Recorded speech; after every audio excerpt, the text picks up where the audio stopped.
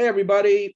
We're back with another Jackson Browne album review. Today, we're going to take on his second album, and that is 1973's For Everyman.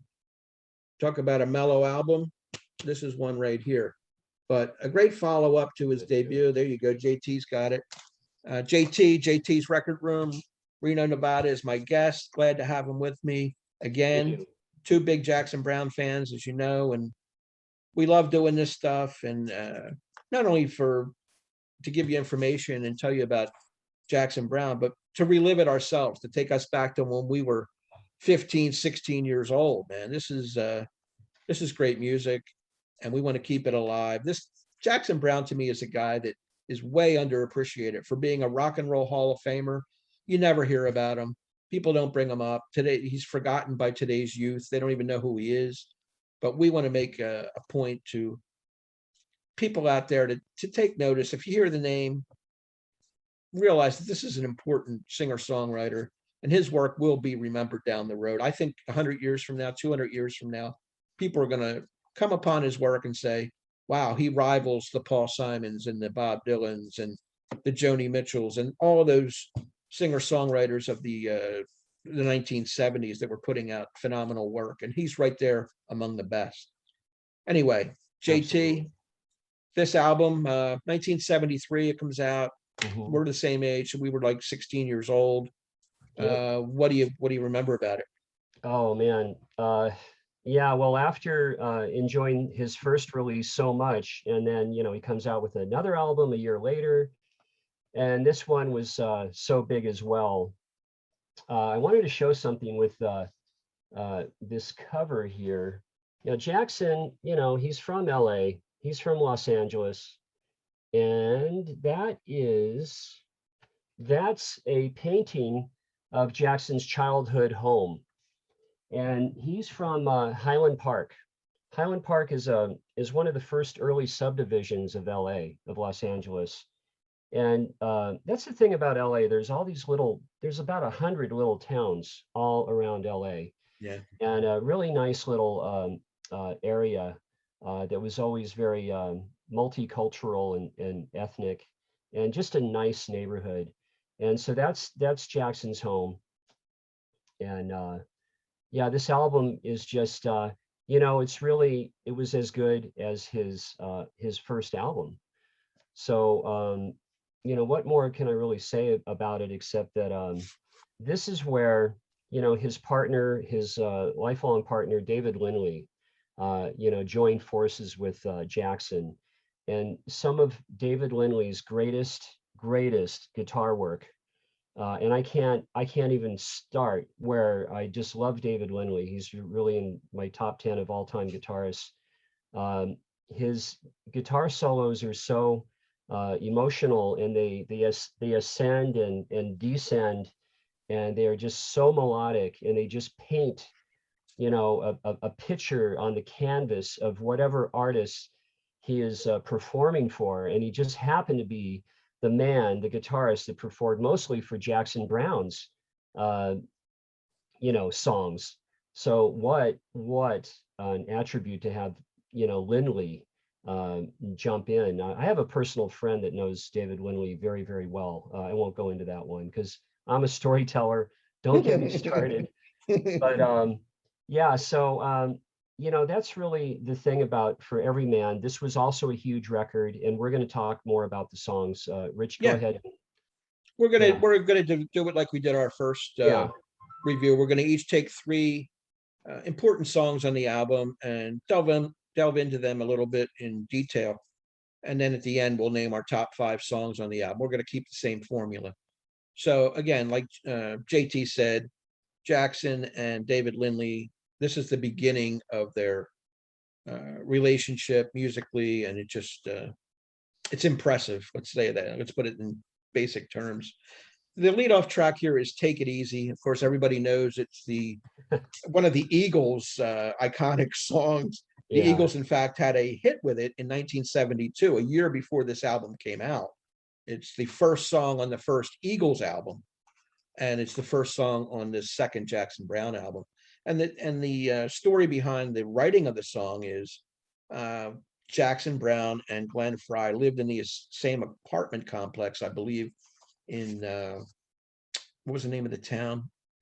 It's not coming to me, but anyway, it's one of those little subdivision towns. They had an apartment in LA suburb there, and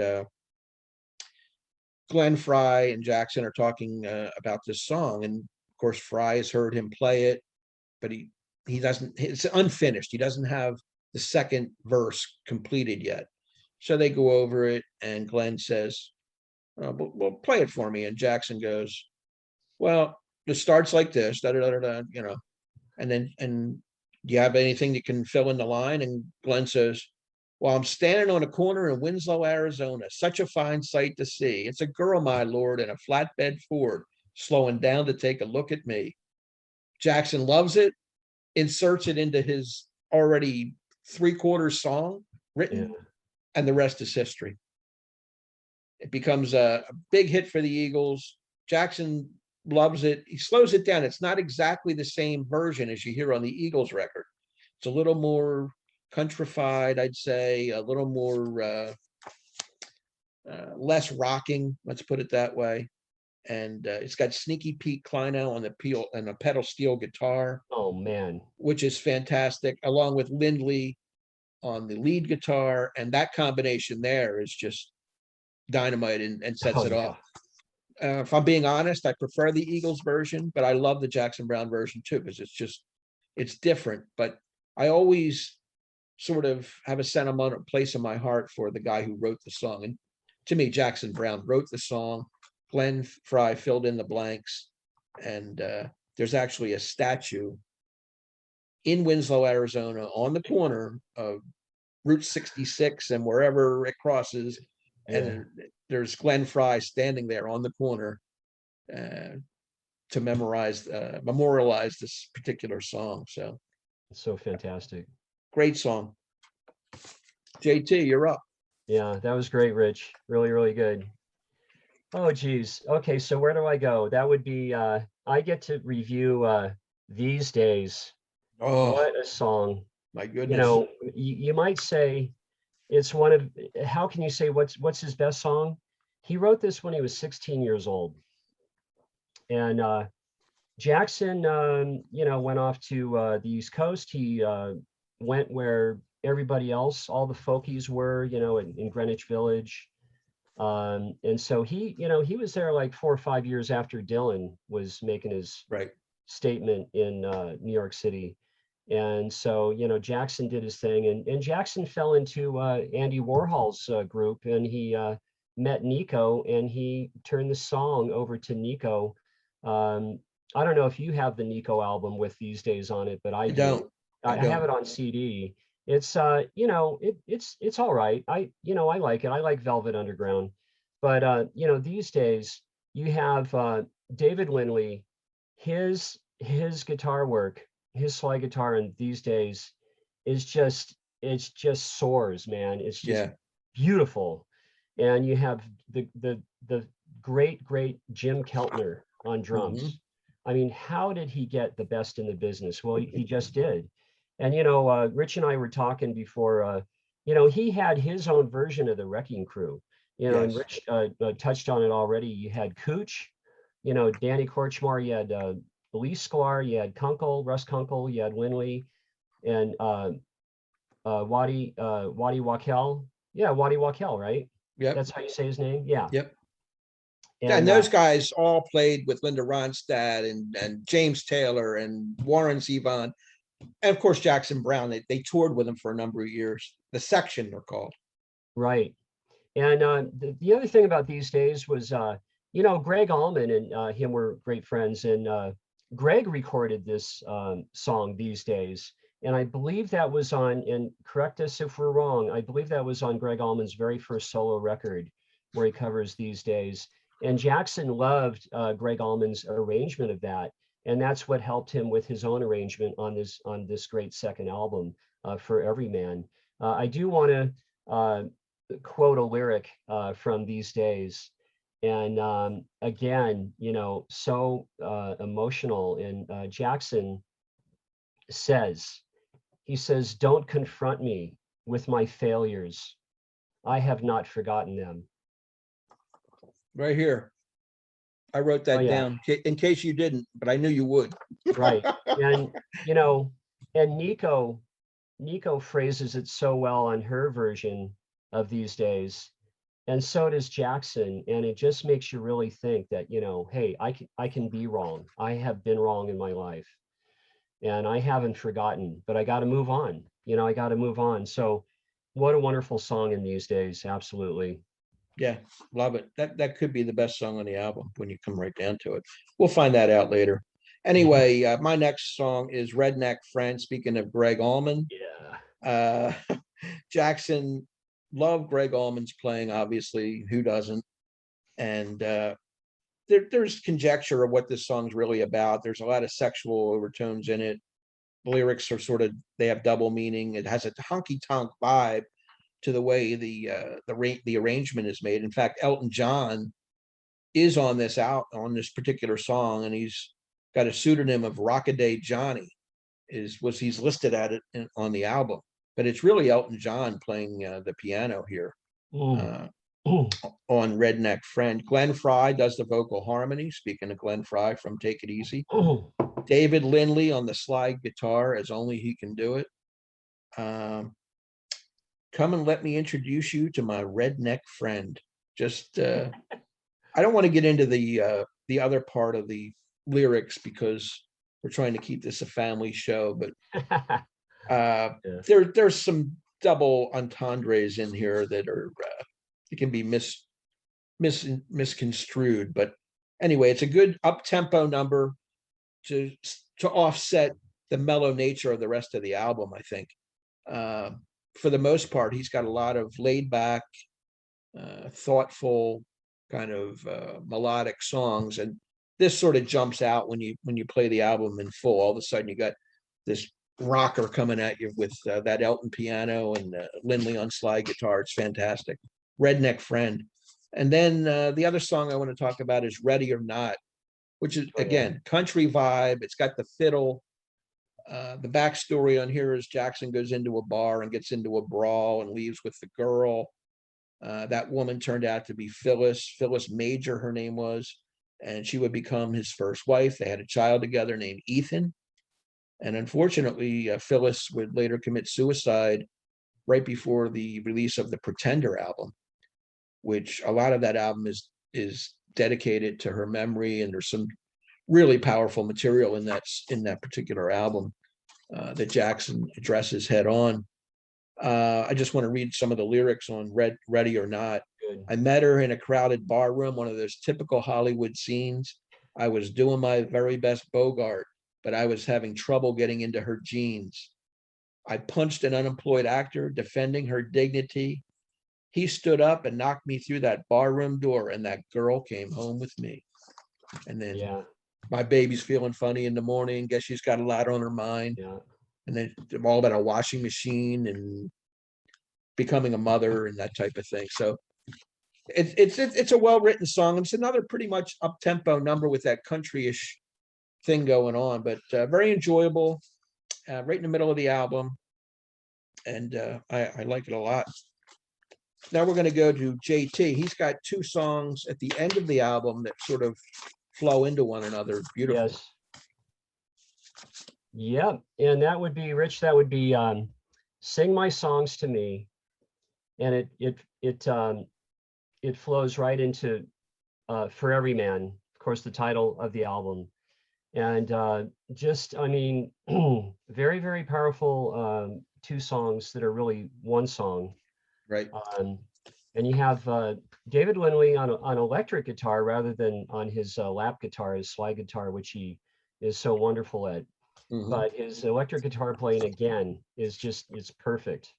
And this song builds and drives from when it goes from Sing My Songs to Me into For Everyman with, I believe it's Russ Kunkel.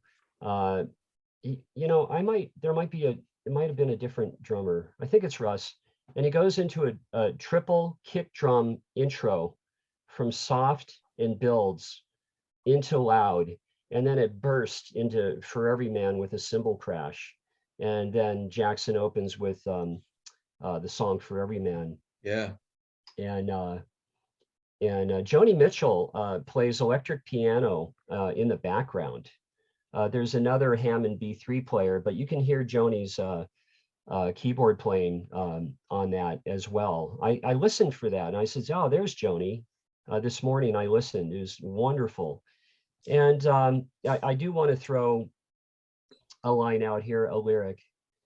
And Jackson says in Sing My Songs to Me, he says, "Because it seems to me that there may never be a better chance to see who I am come timelessly dancing through my dreams to me." Yeah. Wow, man. He can get it done, man. Yeah, I mean, I just got the chills. I mean, Yeah. but we love Jackson Browne, but this stuff, because we're older and we grew up with this stuff. I know, it's in our DNA, this stuff.